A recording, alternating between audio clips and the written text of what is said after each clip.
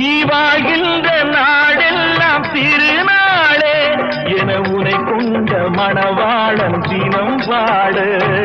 பூமழை தூவி வசந்தங்கள் வாழ்த்த